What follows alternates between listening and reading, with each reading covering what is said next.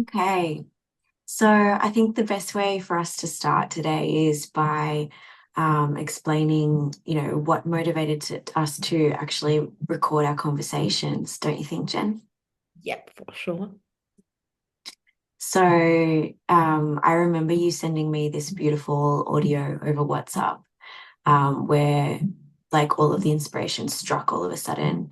I remember you were telling me you were at a festival and you were watching the yoga classes and the inspiration that hit, especially, which has really resonated with me, and that's where I've been really putting focus on lately, was on the old older indoctrination, the fact that there is actually indoctrination within the spiritual world also, where we are separating ourselves, coming into consciousness and realizing that we don't want to be led like sheep. And however, there are a lot of spiritual practices where we actually do follow like sheep. Do you remember that audio?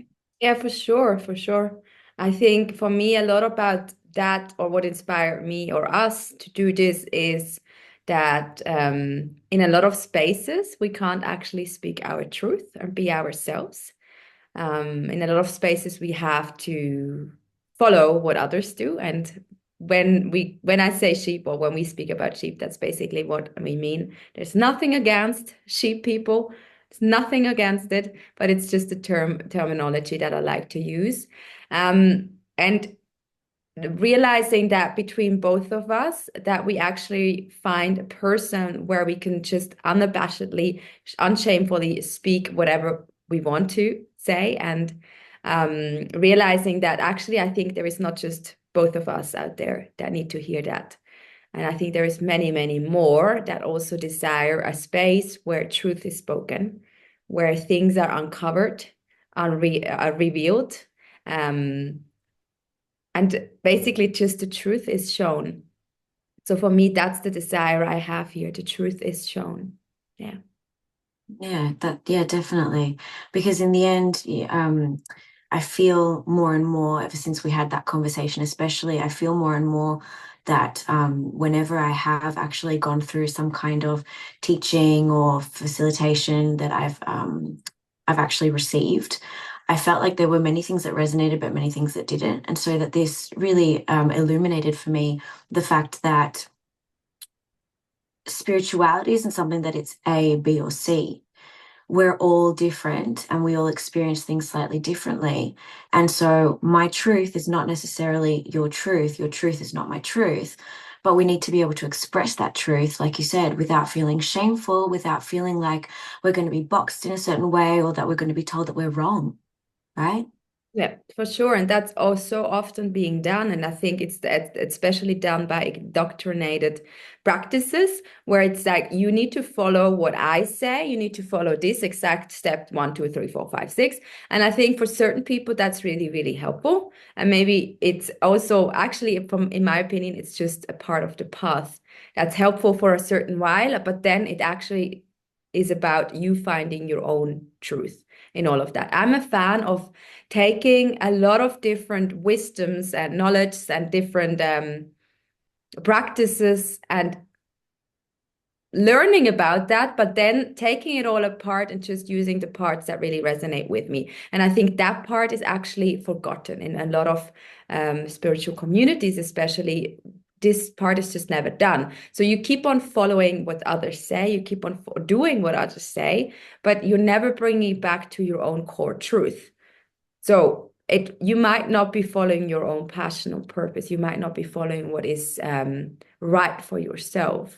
And I don't really think that, I mean, in my opinion, I actually think it kind of makes you a little bit like diminished and a little bit, it feels like dead. But I feel like I need to explain that. Sounds so harsh when I say it. But it does feel, do you know what I mean if I say it makes you feel a bit dead, right? Definitely. I feel like I love what you said there because I also experience that. I like to expose myself to as many different things as possible, but then pick up on the ones and really adopt the ones that feel true to me, the ones that intuitively it feels like a heck yes inside of my body, this is for me, but that's not. And so I feel like this is something that a lot of us need to or could, like careful with my words, could experience a little bit more of, right? I'm careful with my words because I'm not here to indoctrinate anybody either. um, but yeah, definitely. I feel like the more that I experience different flavors, I get to make my own recipe, if that makes sense. I think that's a good analogy, right? Yeah. So definitely, I think that what you just spoke about is really important. We're not here to tell you how you need to do it. We're Mm, not here to preach. I'm not a preacher at all. We're just here to mm. show you, hey, maybe there is a different way. Maybe there is a different side to look at things and to also inspire you to go into everything and really unravel it and like take it apart and take those pieces that fit and then in my opinion, throw away the pieces that don't, that are not yours, that is not your truth. So it's not about telling you, you need to do it this way. See it as an inspiration. Everything we talk here, inspiration. Nothing else than that.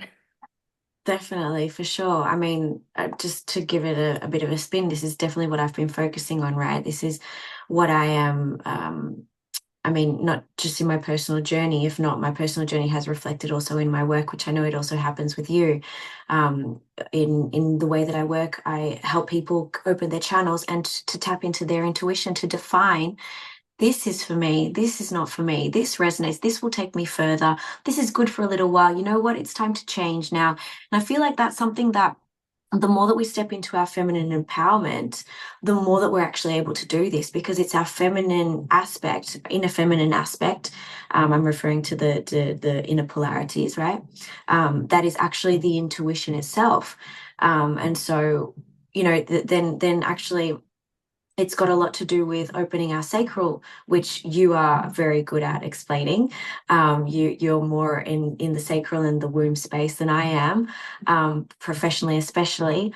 But I feel like that's where a lot of it comes from. If we have that area blocked, we also we follow, we oblige, we allow ourselves to be dictated, and so the more that we soften into our feminine and we go through our womb space and we bring in our intuition, the more that we can find the tools that are the right ones for us, right? Yeah, so super beautifully explained. Thank you for that. Yeah. And Yeah, I think it's finding. Yeah, and I mean, I especially would like to make an example there, which is one of my favorite examples. In a lot of spiritual practices, you get taught to do a certain kind of practice every day, like do 2 hours of meditation, do yoga every day, which I think is beautiful and perfect. And for certain people, that is the key thing to get somewhere. But what about if we listen and tune in every day with our body and see what feels alive?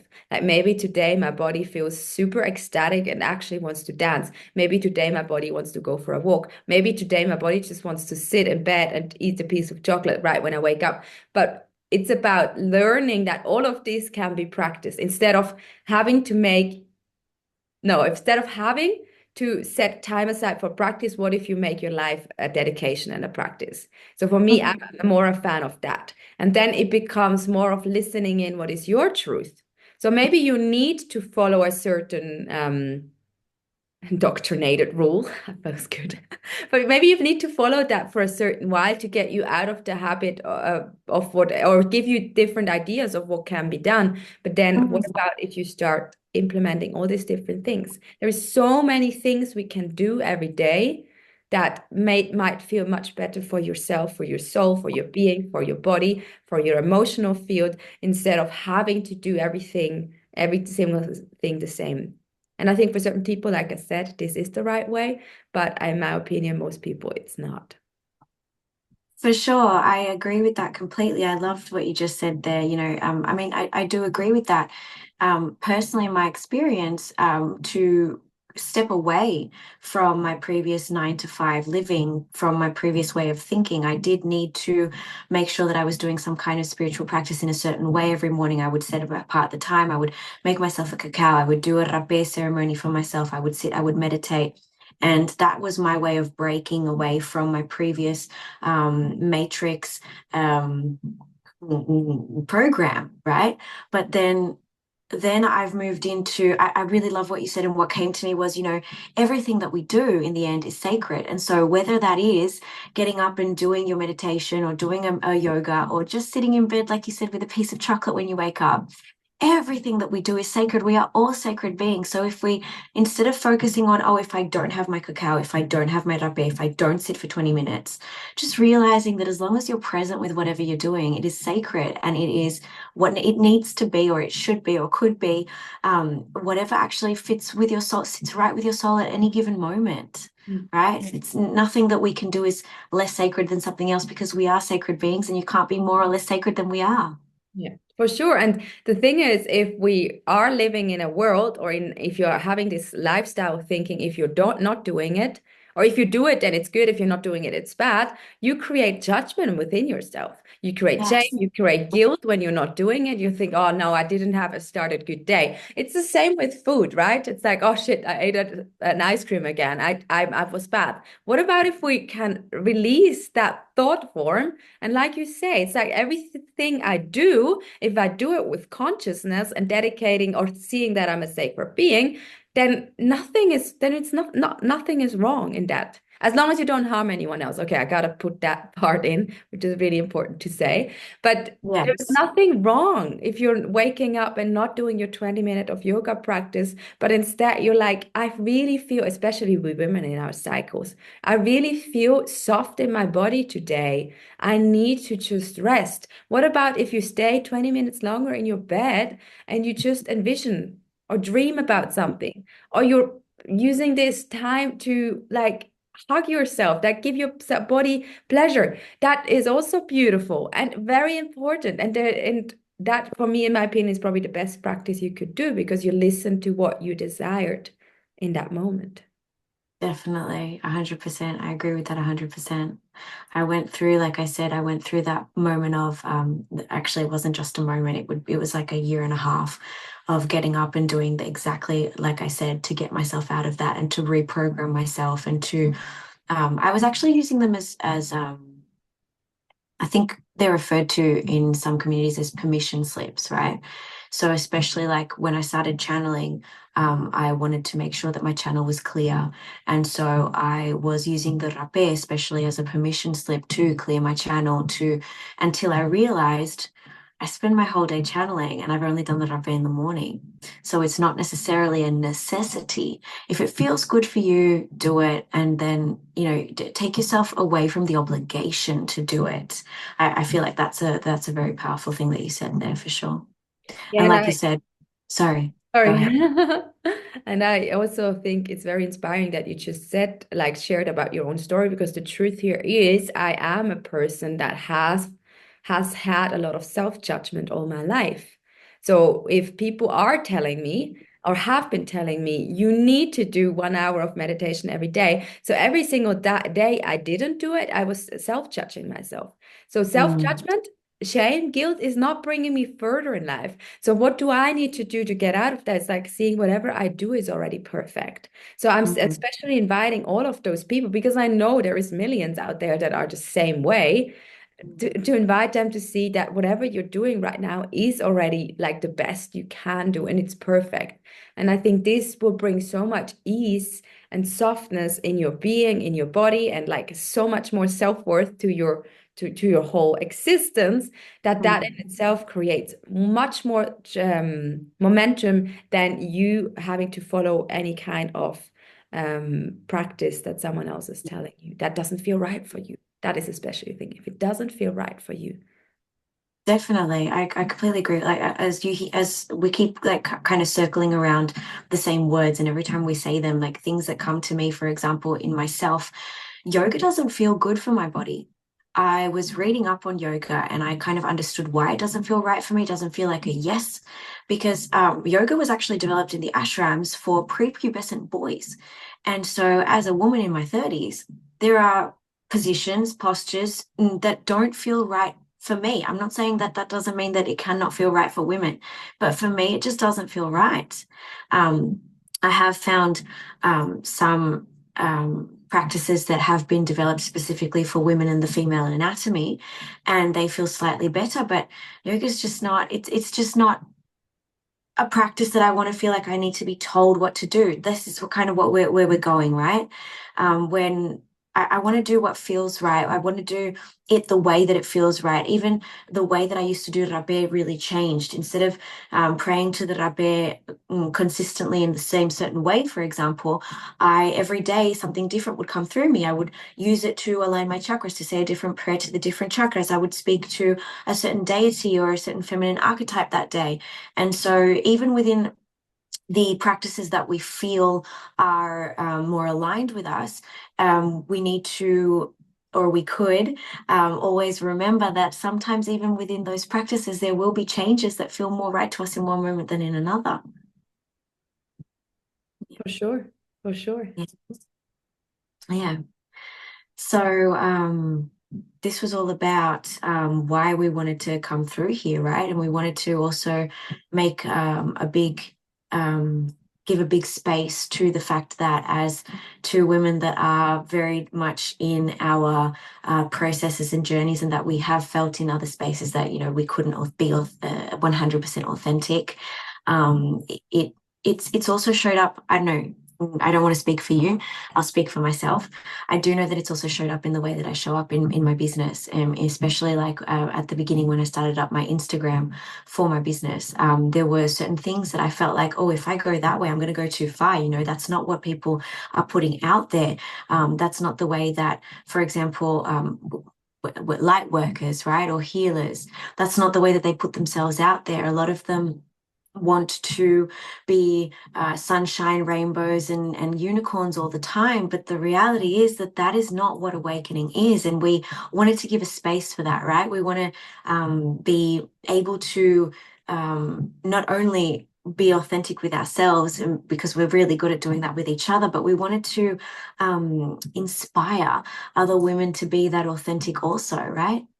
For sure, because in my opinion, I think if we are all able to show up more authentically ourselves, this will bring so much peace and balance into our world.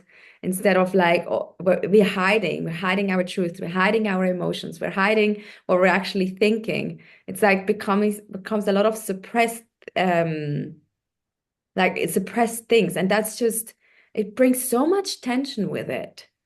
So it's like this. I feel like this is how I feel, and this is sometimes how I speak as well. I feel it as a feeling. It would just make the whole world relax, exhale, relax, and like, whew, what you just did. Thank you for being like a symbol, a visual symbol of what the world just does.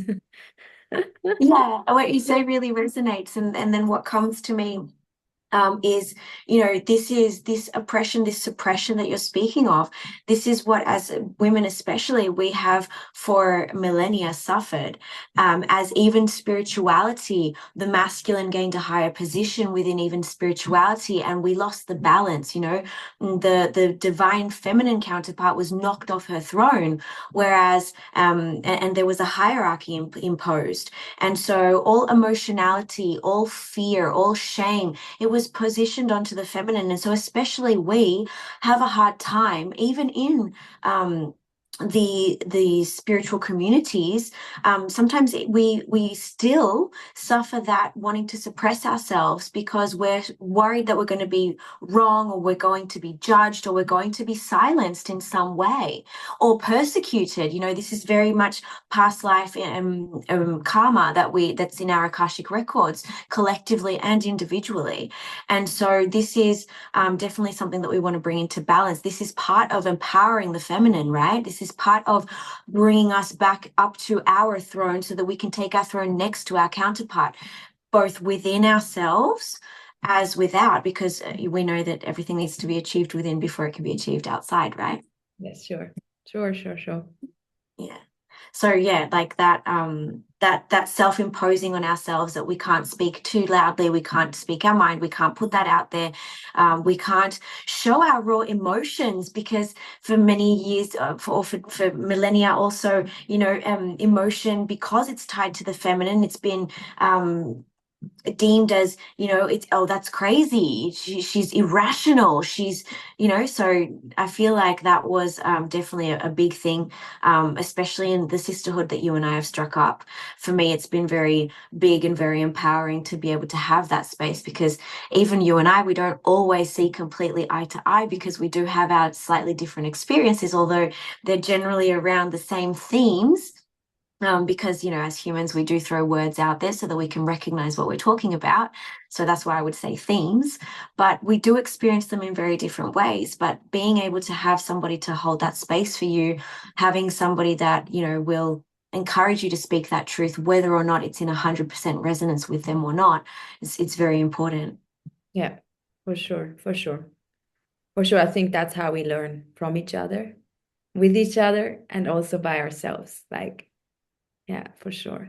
For sure. Definitely, definitely. Because then it's also in conversation, especially where I realize, like, maybe sometimes, even when I'm talking out loud, I'll say something that it wasn't necessarily meant for you to hear. Maybe it was meant for me to hear.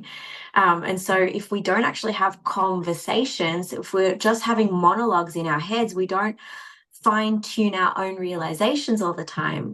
Conversation, dialogue is very necessary, right? Yeah, and I think it's definitely, and I think it doesn't mean that we have to speak everything. By the way, that would be way too much, like especially if you have a mind like mine. But for sure, if it really feels like there is like this needs to be spoken, like this feeling of this needs to be spoken, there is a reason for that. So speak it and see what Mm, happens.